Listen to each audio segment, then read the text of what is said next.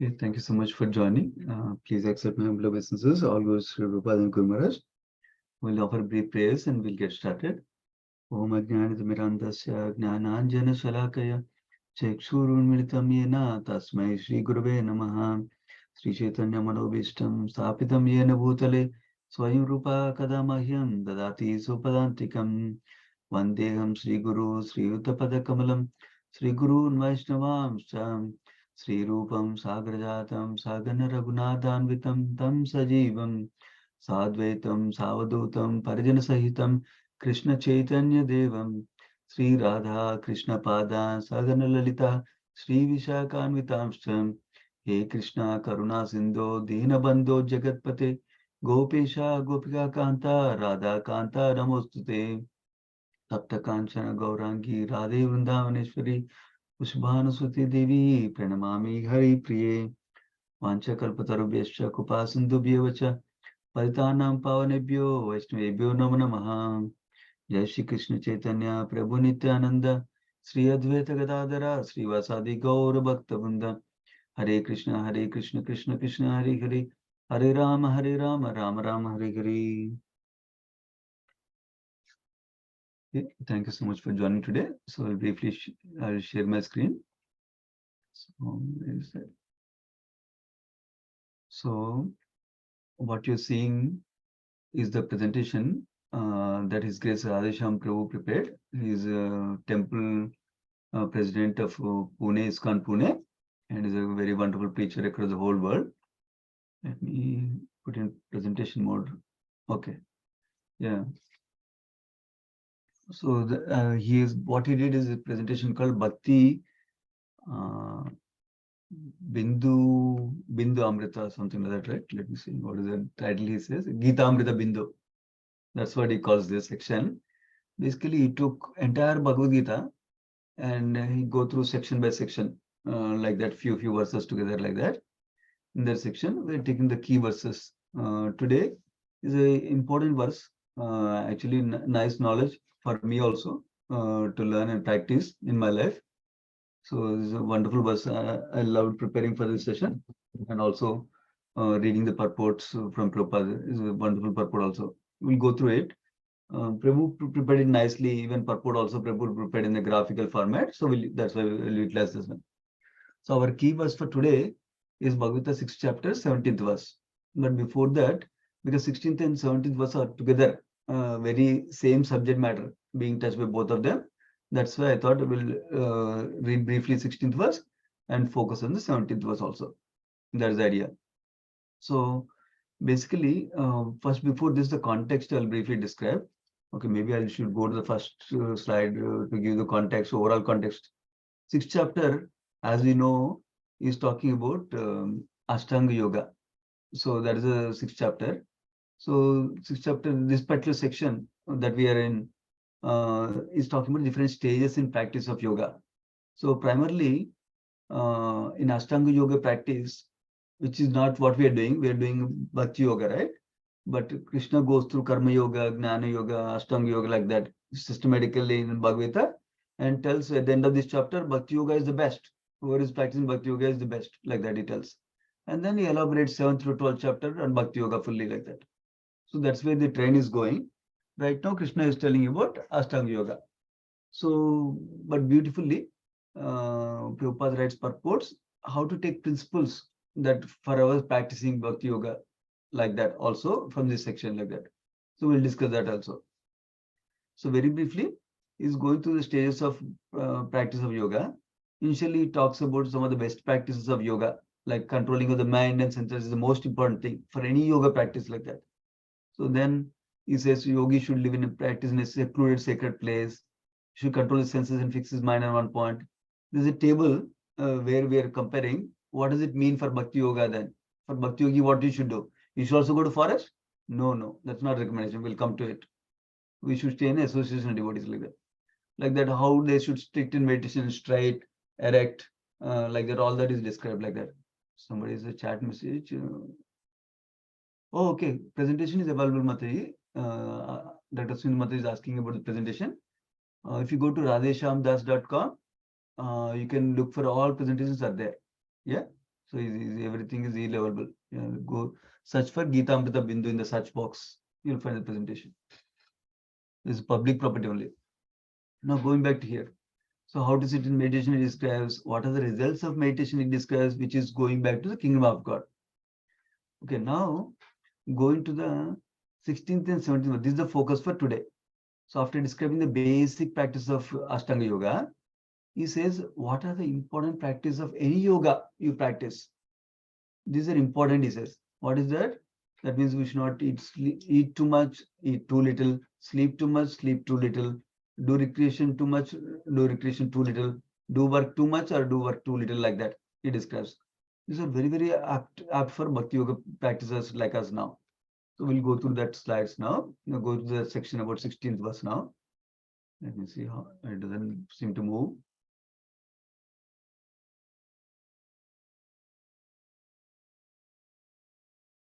Yeah, good. Okay, then go back couple of, yeah, this verse we'll start with. Then we go to 17th verse. So basically this is saying, the verse itself, 6.16 verse, Nati asnatastu yogosti, na chaikantam anasnataha, na chati swapna silasya, jagrato naiva charjuna. Translation. So interestingly, Ramanujacharya's translation, this Radhesham Prabhu chose, overeating and excessive fasting are opposed to yoga. It's very clear. Neither too much eating nor too little eating. Both are not good for yoga practice, any yoga practice, including Bhakti Yoga practice. So, so also are excessive recreation and no recreation. So both ends of spectrum are not good. Oh, I'm a devotee, I do only Bhakti, I don't want any recreation, that's not good. Or I don't care about Bhakti, I will do lots of recreation enjoyment, that's also not good. And too much of sleep is not good, and too little of sleep is also not good. Overwork is not good, and staying idle is not good, like that. Basically, we need to be balanced. We need to stay in moderation, like that. So this is the verse translation by Prabhupada, Sri Prabhupada, from Bhagavad as it is. There is no possibility. There is no possibility. Please pay attention. That is important principle. There is no possibility of once becoming a yogi, O Arjuna, if one eats too much or eats too little, sleeps too much or does not sleep enough. So that's the 16th verse. So 16th verse is talking about eating and sleeping only. Okay. Next verse talks about recreation and work also, we'll see. So we'll go to the next verse also and discuss. Okay. So now go to the now. So previous verse 16th verse saying, what person cannot become a yogi? That means if you eat too much or sleep too much or eat too little or sleep too little, then you cannot become a yogi, like that is described, right? Now, so who can become a yogi then? If the person who is doing that, they cannot become yogi, right? That's what this verse is talking about. This is the key verse for today we are discussing. Yuktahara viharasya yukta chetasya karmasu yukta swapnava bodhasya yogo bhavati dukkha. So translation, this Prabhupada's translation from Bhagavad as it is. He who is regulated, that's the key word, regulated, in his habits, not 1 day, 2 days, habits, regulated in his habits of eating, sleeping, recreation, and work, can mitigate all material planes by the practice of yoga system. So basically, when we can regulate our habits of all lifestyle, when you have a regulated lifestyle, when you have regulated habits of eating, sleeping, recreation, work, then we can practice yoga nicely. When you can practice yoga nicely, it can have a with that balanced lifestyle, we can eliminate lots of material pain. Doesn't mean we'll go back to spiritual world right away, but we can avoid the unnecessary pain, unnecessary disturbances that come because of unregulated lifestyle. That is the principle here to take. So we're being encouraged by Krishna through this verse that we should move from unregulated lifestyle to a regulated lifestyle. This is so important for us. I am also practicing. I need to cultivate this regulated lifestyle. I have so many unregulations in my life. So we need to move from unregulation to regulated lifestyle. That is the encouragement being given. Why? Because that is the way we can achieve perfection. That's why we can be happy here also. No, without no material pains like that. So we'll discuss more about these principles from looking at the purports. Now, this is a translation from Vishwanath Chakravarti Thakur commentary. What is he saying? If one has regulated eating, regulated walking, interestingly, we'll see that walking is considered one type of recreation for bhakti yogis especially. So even for fitness, walking, swimming, like this is considered natural exercise for bhakti yogi. And people who are in forest, for Ashtanga yogis, absolutely that is the main recreation for them, walking in the forest. Regulated walking, regulated use of organs in both material and spiritual activities. That means not just sit in one place and I will only do meditation, not like that. Some movement is required for both material and spiritual activities is described. And then regulated sleep and regulated waking. So both are important. See, regulated sleep and regulated waking. So Vishwanath Chakravarti Thakur is talking about waking up also. And then his yoga destroys all suffering. If we regulate all these things, the yoga destroys all the suffering is described. So if you notice, one word is highly used everywhere, overused. That is a regulated word. So it's important to understand what does that mean. Regulation means usually in terms of many aspects. Briefly, I'll mention something and we'll go dive into the purports also. Basically, regulation means, you know how many of us from India are here, and here we can see systems where we have a gas stove, we regulate the fire, how much to use for cooking curry or rice, like that, right? Like we cook with high flame for some time and then cook low flame for some time, like that. That's called regulation. We used to call with the gas cylinder, there used to come a regulator that used to come like that, right? Like that. Here we have a regulator for AC system to change the temperature up or down, like that regulation. Our refrigerator, there's a thermometer and temperature control in the refrigerator, like that. That's regulation. What is it doing? That means is regulating to one particular level, desired level we have. Not too not too cold, not too hot for the thermostat temperature, like that. So similarly, here in terms of eating, sleeping, recreation, work means regulation in terms of the quantity, number one. That means how much, that regulation. That is one important thing. And regulation in terms of schedule. Those are the two aspects we need to learn from this, basically. And as Bhakti Yogis, we can practice those two. Try to regulate in terms of the doing things at a particular time as much as possible, like that, by maintaining a schedule, regulated schedule, like that. That's one.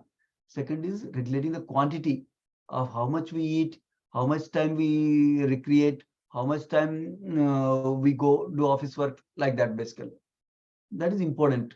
Not go overboard or not go under also. That Prabhupada explains very nicely in this purport. We'll go through that. So going to the next page. So now Prabhupada purport is some of the key points of Prabhupada purport is here.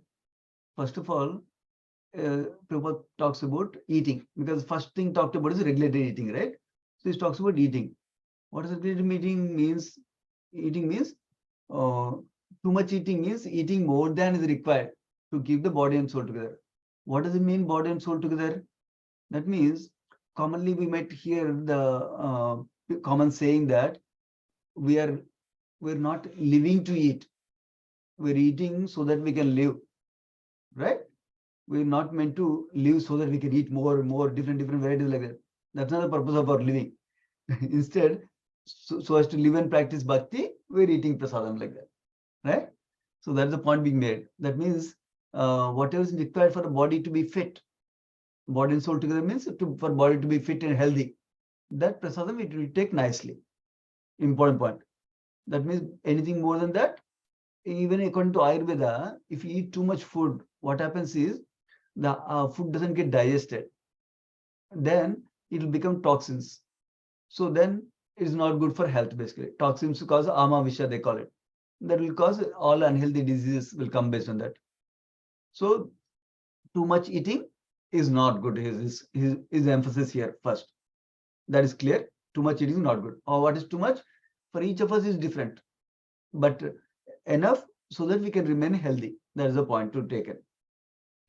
And then what is the other aspect Prabhupada touches? Animal food.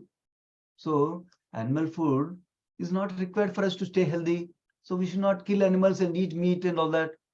The animal food is meant for people who are in the mode of ignorance. We are meant to eat food in the mode of goodness. So that's what he's describing. So actually, those indulging in things like animal food, eating meat eating, drinking alcohol, smoking, and eating food not offered to Krishna, that means not eating prasadam, they suffer sinful reactions. This we already learned in the previous chapters. Those who eat for themselves without offering to Lord as sacrifice, they eat only sins, like that Krishna says in the previous sections, previous chapters. So that's the same paraphrase in purport by Prabhupada. That means we should eat prasadam. What does prasadam mean? Prasadam means whatever we need to eat, we offer them with love and devotion to Krishna. We cook with love and devotion for the purpose of offering to Krishna, and after offering, we take it as his remnants, understanding that Krishna has invested his mercy in the prasadam. So we can have the remnants like that. That's one most important principle, that don't eat for our sense pleasure without offering anything for Krishna, because that is only sinful. So we should offer everything that we eat, we offer to Krishna and eat like that. There are multiple standards, levels of this also. We can discuss that also. Basically, so here, Krishna conscious person is described in the purport by Prabhupada, like all our practicing devotees, not somebody else. Okay, all our practicing devotees. We eat only whatever is offered to Krishna only. And we observe fasting as recommended in scriptures. Prabhupada emphasizes this in a couple of times in the purport. So it's very important to observe fasting only as recommended in scriptures, not whatever we think is good, whatever we heard my grandma said, my aunt said, my mother said, my father said. Not only that, if they said that, that's okay, but we need to verify, is it recommended in scriptures? Is it recommended by our acharyas? Then we follow fasting. Otherwise, we don't need to follow fasting for only. Actually, this is called in Nectar of Instruction or Upadesham is the Rupa Goswami also describes this principle. Atyahara prayasasya prajalpa nemagraha is difference. Because nemagraha means two kinds. One is not following the rules and regulations, or following something without considering the purpose behind them, like that. Number one point. Second point is we follow according to the saintly personalities what they give instructions, like that. Not just based on what we think is right for us, like that. That is important principle, very important principle. So basically, eating prasadam is one important for practicing devotees. Then fast as recommended scriptures. What does fasting as recommended scriptures means? Vaishnavas, as Vaishnavas, were recommended to fast on festival days that are in Vaishnava calendar clearly. So even our Vaishnava calendars will tell fasting till what time? Till noon, or fasting till the appearance of the Lord, like that. For example, Janmashtami, we need to fast till midnight because Krishna appeared at midnight. And there are different festivals at noon. For example, Narasimha Chaturdashi is coming up May 4th. It is recommended to fast, if our health permits, of course. If our health permits, recommended to fast till evening, dusk time, like that. Like that, we follow those recommendations given by Sadhu and Shastra and Guru, like that. That is what is good. And Ekadasis, we can fast. Today is Ekadasi, nice opportunity for fasting today. But not on every day. Some people do every Monday, every Tuesday, every Thursday, like that is not recommended by our acharyas. That's what Prabhupada is stressing in the purport here. Now, does not fast or eat more than required. So the same principle Prabhupada is emphasizing again here. And why is that important? Because we want to be competent to perform yoga. What does that mean? Competent to perform yoga? If I eat too much, what happens is my brain becomes sloggy, mind becomes sloggy. If you notice, after eating too much, if you start chanting, you'll sleep because we cannot concentrate on our mind and holy name, like that. That is one extreme. Eating too much causes slogginess, laziness. In fact, in Srimad Bhagavatam purport, Prabhupada writes, eating too much causes obesity and causes laziness. We don't like to do it. We're not active for service, like that is described. Now, the other end of spectrum is also not good. If I fast too much, I fast so much For example, today is Ekadasi. Let us say my body cannot handle full fast, but is still fast fully. Then I cannot speak about Krishna now. I just sleep on the bed. Hare Krishna, Hare Krishna. Like that I'll do. I don't even chant my rounds. Then that's not recommended. That means I'm not able to practice my yoga. So instead, I can take some prasadam that whatever is minimum required for me to fast properly, but still be able to do services properly, whatever I need to do. For example, we know Ekadasi fasting. We ideally is no water, no food. Ideally, if my health doesn't permit, my mind doesn't permit currently, my body is not used to, then go to just water. If that is also not suitable for me, I need to go to the next level. I take fruits. That means what previous levels also included in the upper level. Then if that is not sufficient for my body, then I take Ekadasi foods. There is no grains, no beans, but I'll eat all the samo, sabudana, like that kind of things, like that. If there is also not sufficient for my body at this time, then that is the worst circumstance. Or recommended we stay here only. We can learn from devotees how to cook nice Ekadasi prasadam, so we can even eat feast that day if you need to. Ideally, of course, is to fast fully, but you can go according to the health situation and the circumstances in the family and the services we need to do. We can raise it up like that. You should not go to eating grains and Ekadasi. That's not recommended. But it's absolutely if you have to, because of your health doesn't allow something, that's fine. As long as you need to do service like that. So that's like that. So we follow, these are recommendations. Who is giving? Our mind is not creating the recommendations. These are given by Sadhu Shastra for us. So we follow them like that. That's about eating principle. Remember, not eating too much, not eating too little. Eat enough so that we can practice Bhakti Yoga nicely. And follow according to scriptures, not according to my own mind like that. That's the point. Now going to sleeping. This is all in the purport, Prabhupada purport. Just putting it in this format. Rajashri Prabhu nicely put it in this format. So he says, one of the drawbacks I said about more eating is also we cannot get quality sleep. We'll get more dreams. Actually, I tested this principle myself a couple of years ago, where I eat a lot of food at night time. I observed exact correlation for myself. I don't know if it works for all of you. Exact correlation. When I eat too much food at night time, then I can see I can get dreams. I don't get dreams regularly otherwise, occasionally only. But when I eat food too much, I was getting dreams for sure. And what happens with the dreams? Dream sleep is not considered a deeper sleep basically. So that means we don't have good quality of sleep. Then we lie on the bed for longer time because of that. So that's what is big. Then what is happening? That's cutting out to our time in bhakti basically. We are trying to reduce our sleep by increasing our spiritual consciousness, but we are going the opposite direction by eating too much like that. And then Prabhupada encourages a point that one should not sleep more than 6 hours daily. And if someone sleeps more than 6 hours, is certainly influenced by mode of ignorance, like that it says. And when we influence by mode of ignorance, what happens? We'll become lazy and we'll prone to sleep more and more like that. So we cannot perform yoga nicely if you're always sleepy and lazy like that. That's why it's not recommended to sleep more. Now, lot of devotees ask questions. Oh, is 6 hours really? I need 6.5 hours sleep. I need 7 hours sleep. If I sleep 8 hours, then I sleep during chanting. What should I do like that? This is not to be taken literally, but majority of the devotees can get to this level slowly. But each of our body is different. Each of our body needs certain amount of rest. We ensure that our body gets certain amount of rest properly, so that when we get up in the morning, we can chant attentively. That is very important principle to remember. Not just because Prabhupada said it's 6 hours daily, that means I should do 6 hours from tomorrow. Not like that. Then if you do 6 hours from tomorrow and you can do all the services nicely, sadhana nicely, then that is great. But if you're not able to do, then that's not great. Because our principle is to practice bhakti nicely. That is the point being emphasized here. So not sleep too much, not too sleep. Let us say I sleep only 2 hours by looking at my phone, computer and all that thing. Then that's not good. Or doing all services even, if you're doing. But I only sleep 2 hours or 3 hours like that. For our stage, not good. But remember, as we advance in our spiritual consciousness, like a great devotees like Srila Prabhupada, for example, our need for sleep for the body reduces. But we should not artificially try to practice now itself. But we should limit what is the regulated time we need to sleep. Not like my body needs it, so I'll sleep 10 hours today, 12 hours tomorrow, 6 hours tomorrow. Not like that.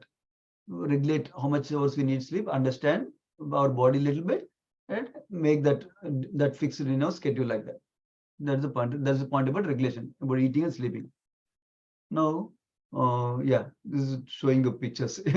Now going to this the verse 17th verse itself in a picture format. Basically, for aspiring yogi like that, aspiring bhakti yogi like us, unregulated lifestyles. I will do whatever I feel like. Whenever I feel like eating, I will eat. Whenever I feel like sleeping, I will sleep. Whenever I feel like reading, I will read. Whenever I feel like chanting, I will chant. That is unregulated lifestyle. That's not suitable. That will create obstacles in bhakti yoga. So whereas regulated sleeping will help us to grow in bhakti yoga. So regulated ahara, eating, regulated sleeping, swapna bodhasya, recreation, vihara. Vihara, we commonly hear the word vihara, right? Vihara, recreation.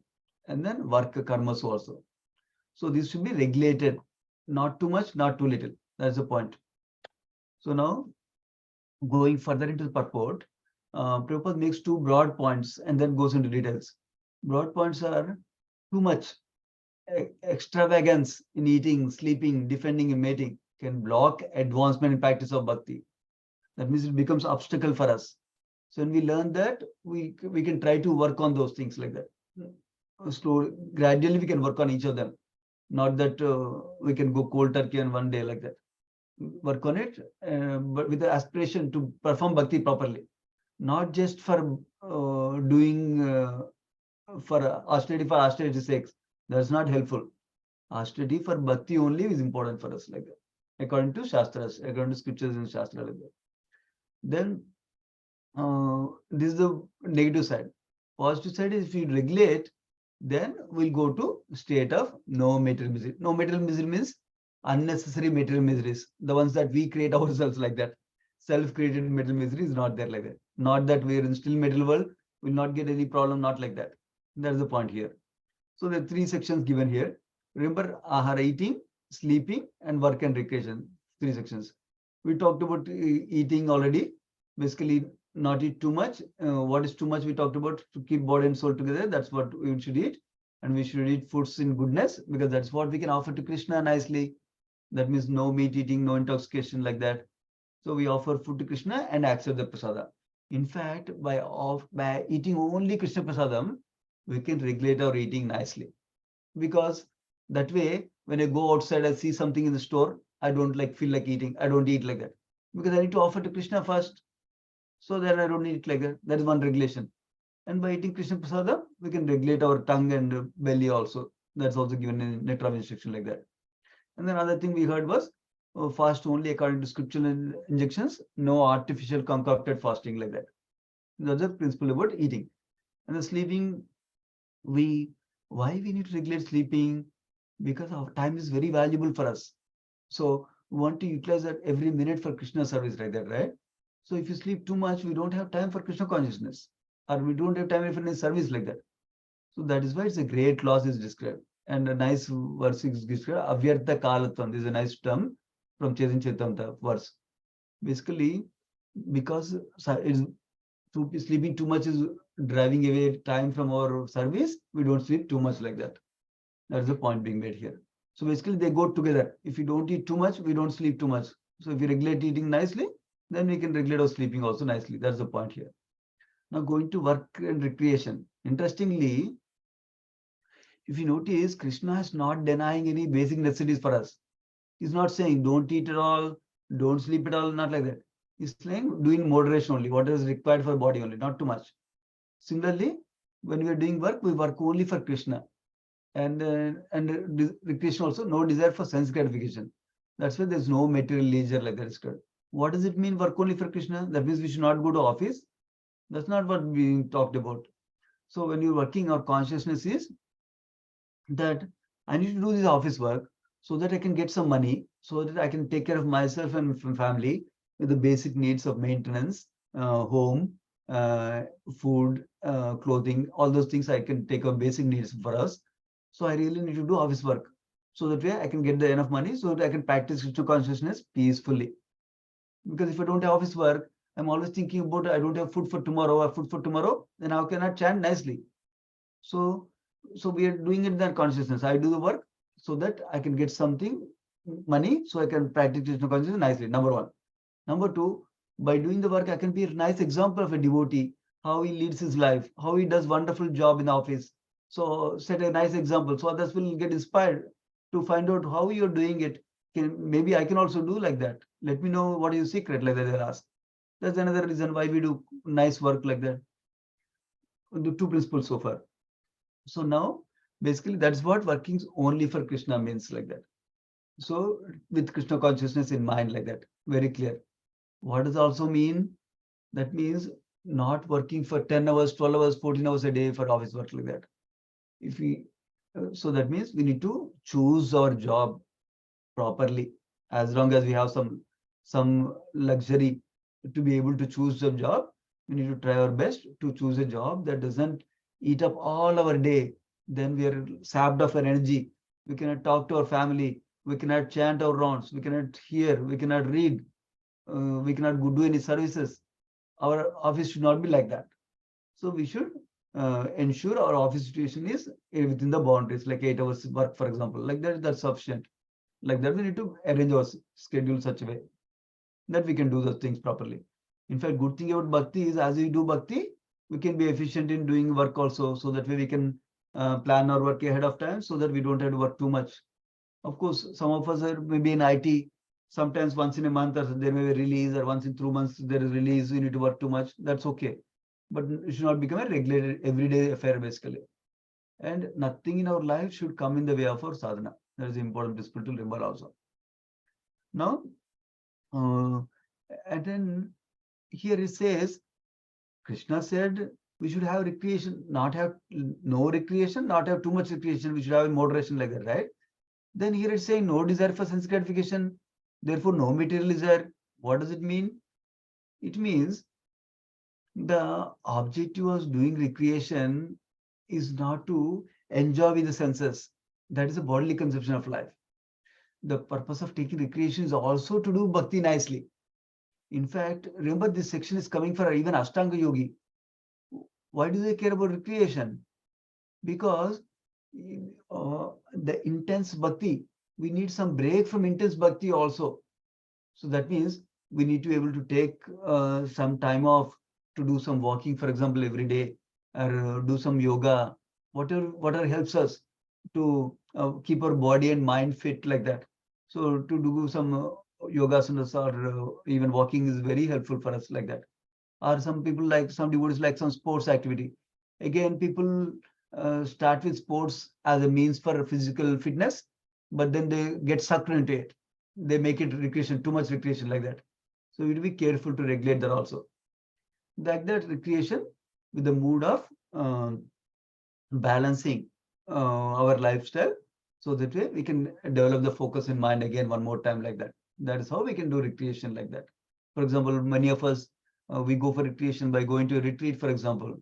We go to retreat, we hear classes, we enjoy kirtans, singing, dancing, and then eating nice prasadam and relaxing for some time. That's a good way of retreat also. Retreat is a time to contemplate. How am I doing? I've been chanting for 20 years. Am I chanting properly? Am I developing taste in chanting? I'm reading for so many years. Am I understanding what I'm reading? What should I do? What should I change? Like that. It's an opportunity for contemplate also. Recreation times also for us, like that. So those are the few principles here. Now, that was the main topic I wanted to cover for the 16th, 17th verse. Now, some important principles that are compared, because this chapter so far, because the last verse you heard was from up to 12th verse, I believe, from Prabhupada's class last week. So some of these principles are comparing, this chart is nicely comparing what is the verse talking about in Ashtanga Yoga and what is the relevant principle for Bhakti Yoga principle, like that. So we'll go through a few of these. So this is the same principle in the 10th verse, that constantly engage our body, mind, and self in relation with Supreme. That means, like I was describing, doing office work for Krishna like that, taking care of family for Krishna like that, as Krishna service like that. And then we always need to keep relationship with Supreme in focus for us. For us, what does it mean? That means we are fully Krishna conscious. We see everything in relation to Krishna like that. That means whatever we do, we choose. Is it helping me to go closer to Krishna, or is it helping me go away from Krishna like that? And for place of practice, Krishna recommends for Ashtanga Yogi to go to a secluded place. So that means to go to a forest to avoid disturbance of external objects. For us, it means to stay in good association of devotees. If you stay with non-devotees all the time, then we'll get disturbed like that. That is the main point. So to stay away from material things. And mind control, that's the first business of any transcendentalist. So Ashtanga Yogi struggles very hard to fix his mind, whereas devotees always think of Krishna and never forget Krishna. So that is easily done by, we are practicing the mind control by chanting every day. Doing chanting, if a mind goes somewhere, we bring it back. That is our sadhana. And then consciousness free of desire and possessiveness. For direct Krishna consciousness means self-abnegation. That means right in the beginning we clear everything I have belongs to Krishna. I'm a guardian currently. I utilize it for Krishna service. That's called Yukta Vairagya principle also. That means, oh, I don't want money. I don't want this. I don't want that comfort like that. People, Ashtanga yogis cannot enjoy any pleasure at all. Whereas we eat nicely as much as our need currently. Nice prasadam, Krishna prasadam. Not too much prasadam like we discussed, but nice Krishna prasadam in regulated quantity like that. And then if everything we evaluate in life, not because is it I don't want to get materially attached like that, not avoiding like that. Is it helpful for my service to Krishna? Then I'll accept it. Otherwise, no. That's a Yukta Vairagya principle for us from Rupa Goswami. Then we don't have sitting postures like that. Of course, for chanting, it's recommended to sit straight so that way breathing is not impeded, so you don't feel sleepy when you're chanting like that. And then celibacy is important for all kinds of yogis, not only Jnana yogis, even Bhakti yogis also. Celibacy is important. Brahmachari concept. Then fearlessness. When we become fully Krishna conscious, in the morning also we're discussing, when we become fully Krishna conscious, we can become fearless. Why? Yesterday also I was describing this yesterday, that we understand Krishna is our well-wisher. Whatever is happening in our life. Oh, did it take too long? Okay, 7:40 only. Oh, that's good. I saw suddenly 1 hour is because of Chaitanya Chaitanya of the class, right? Okay. Yeah, basically, we are fearless because we are conscious of Krishna. We understand Krishna will take care of me. Krishna will do what is right thing for me. Even though initially I feel difficulties, as long as I continue bhakti, Krishna will take care like that. That's why fearlessness will come. Our object of meditation, of course, for us is always to see Krishna everywhere. That means connection of everything with Krishna. And then when we go to the deity form of the Lord, we observe in Krishna's form like that. Whereas for Ashtanga Yogi, they're meditating on Paramatma in the heart. And the goal of our life is Krishna, Bhagwan, clear. For Ashtanga Yogi, for them is Paramatma. And the result of ultimate goal of their yoga practice for them is cessation of all material existence and going back to kingdom of God. That also comes with only addition of bhakti. Otherwise, they will not get to perfection. Whereas devotee is always absorbed in Krishna's service and has perfect understanding of Krishna right from the beginning. Like Ambrish Maharaj's example, how he engaged all his senses in Krishna's service like that. We hear from Bhagavatam. So this is the verse we already discussed. This is just a summary of that verse, what we already discussed. Basically, when we regulate our bodily activities, it actually helps us to come to mode of goodness. And mode of goodness, believe it or not, helps us to curb the reduces mode of passion and ignorance. What does that mean? That means we can focus our mind when we're chanting nicely, when we're doing anything, we can focus clearly and we have clarity in vision like that. Then we can achieve lots of things materially and spiritually like that. That's the beauty of Krishna consciousness and following these regulated things. Now going through Acharya's comment is briefly. This is Baladev Vidyabhusha translation. He's one of the acharyas in our line of sampradaya.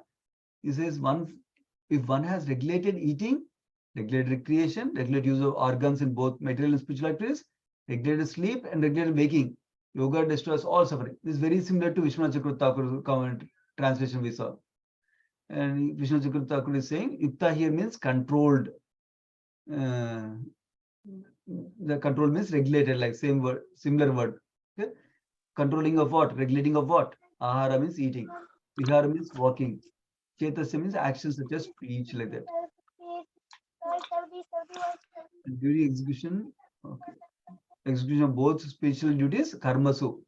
That means do them for Krishna, regulated activities, like that. That's the point being described. So this is the Srila Prabhupada purport. We already analyzed Srila Prabhupada purport. Let me see. Anything is missing here. Yeah. One example we did not quote.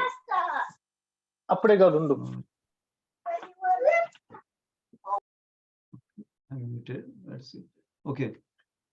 So one example Prabhupada gives, we discussed about Rupa Goswami example of sleeps for short time, Prabhupada sleeps for short time, so they can utilize all the time for Krishna service, like that. But another example gives is Haridas Thakur. This is a nice example. Until he finishes his japa for the day, he doesn't even eat, he doesn't even sleep, like that. And his japa was 192 rounds every day, 3 lakhs names, 300,000 names every day, like that. That's another example Prabhupada gives in the purport, like that, for us. So I think that concludes that slide. Let me see if there's anything. Yeah, these are all we covered already. Yeah. So there's let me bring it here so you have a quick view. I'll pause here. Anybody has any comments? Wait, friend.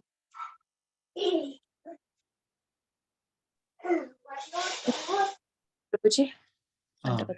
Yes, Prabhuji, in Ashtanga Yoga, the Paramatma is they pray to the Paramatma. You said, right?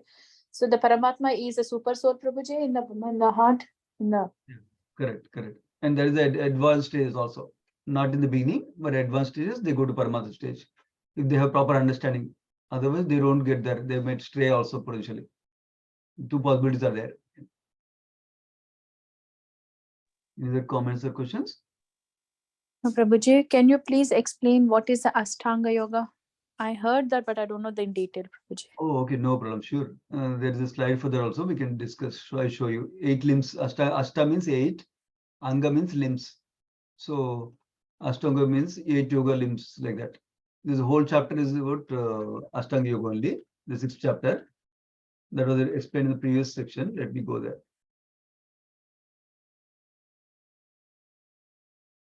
Okay, good. So remember, Ashta means 8, Anga means limbs, right? So these are this is describing all the 8 limbs of bhakti, basically.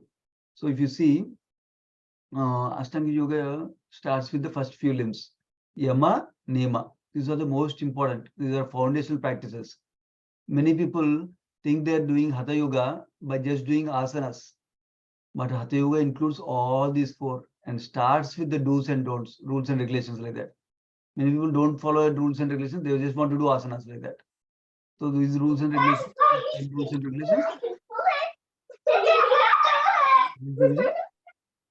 You can mute yourself, Prabhu. Mute. Just trying to mute a couple of times. Oh, perfect. Thank you, Lord. Okay. So Yama means what we should do. Niyama means what we should not do, like that. Or opposite, like Yama is, yeah. So basically, non-hurting is the restraint. That means we should not do himsa, like that. And then we should not lie, we should not steal, we should control senses, like that. And we should not feel possessiveness. That means I want this, like that, too much. And then cultivate purity, cultivate satisfaction or contentment, cultivate austerity and studying of scriptures, swadhyaya, and cultivate surrender to Krishna, like that. So these are some of the terms are useful because you hear these things. People are talking about, oh, I'm doing Kriya Yoga, I'm doing Hatha Yoga, like that. They're just doing one small portion of the Ashtanga Yoga. That's not the best thing to achieve perfection, but there's a starting point. That's good, okay, starting point for them, like that. Similarly, Hatha Yoga is only first 4 limbs of Ashtanga Yoga, like that. So what is the purpose of doing these things first? Because when we do these things, it helps us to control our mind and senses with the later stages. Like asanas are meant to for healthy body and controlling the senses primarily. Right now we're using for healthy body, but they're meant for controlling the senses. That was the original intent of asanas in Ashtanga Yoga. Similarly, pranayama or breathing practices, right? That is also used to control the mind, not just for health only. It's for controlling the mind, because mind control is important for any yoga practice. Like we know from actually the verse Krishna describes also. That is those are the first 4 limbs of Ashtanga Yoga. The fifth limb is called pratyahara. That means withdrawal senses. That means not always trying to enjoy something outside, but trying to reflect internally, contemplate internally, and stay away from distractions that keep us away from, take us away from yoga practice. Basically, that's the point of pratyahara. Then dharana, dhyana, samadhi. We were discussing about these also in the Telugu Bhagavatam class. You were there. Dharana means concentration on the overall form of the Lord, for example. That means preliminary form of meditation. That means Krishna's form, like that. Dhyana means more concentrated, more focused meditation, like hand of Krishna, Krishna's waist belt, Krishna's lotus feet, how they're red in color, like that. That kind of is dhyana. And then samadhi means there's a full, complete absorption. They don't know anything externally also, like that. That much absorption is called samadhi. Prabhupada defines these things in Nectar of Instruction, one of the purport also, more detailedly also. Different levels of remembrance of Krishna, like that he describes in one of the purports also. But samadhi this is a dhyana yoga portion. So overall, all this called Ashtanga Yoga, the 8 limbs of yoga. That's why it's called Ashtanga Yoga. Makes sense, Mate? Yes, Prabhuji. Thank you, Prabhuji. But a person who is following Ashtanga Yoga need to have all this. He have to follow all this 8, Prabhuji. Yeah, step by step. They'll go for starting, and they'll take several years to get to the 4th stage, 5th stage, like that. And in this age, it's not easy to do it actually. Because remember, one of the Ashtanga Yoga practices, you need to go to forest and stay. When I go to forest, I'll think about my iPhone. When I will think about my wife, I'll think about how, I had enjoyed so much with the party with my friends, like that. So we cannot really deal with it. It's not so easy and practical in this age. Yes, Prabhuji. Thank you, Prabhuji. Welcome. Any other comments or questions? Hare Krishna, Prabhuji, Dandavat Pranam. Pranam. Prabhuji, Ashtanga Yoga and Dhyan Yoga. In both the yogas, the ultimate perfection is meditating on the super soul, right, Prabhu? Yeah, correct, Mother. So what is the principle is the same. We both in both the yogas, we are meditating on the super soul. So what is the difference between both the yogas? Are they same, or or there's some difference apart from the posture and all which we just described, yama, niyama, and sadhana? Yeah, I'll share the slide one more time. Let me share one slide one more time. Radhasham Prabhu tried to make it clear slide. You can see this slide. Mm-hmm. Yeah, basically what he's showing is this portion 5, 6, 7, and 8 are primarily the Dhyana Yoga portion. Okay. Not 5, 6, not 5 also, 6, 7, 8. See, he's showing the arrows. That means the meditation portion is called the Dhyana Yoga. Mm-hmm. All the 8 limbs are called Ashtanga Yoga, like that. Makes sense? So Prabhuji, Ashtanga Yoga is combines both the Hatha Yoga and the Dhyan Yoga together, right? Yeah, even Kriya Yoga also, see here, everything together, yes. Got it. The whole thing is called Ashtanga Yoga. Yeah. Yes, Prabhu. Thank you so much, Prabhu. But many times, I understand why you got the doubt. Many times Dhyana Yoga is equated to Ashtanga Yoga also, many times. Yes, I heard Many that. times. Yeah, correct. Oh, okay, that's good. Yeah. Any other comments or questions?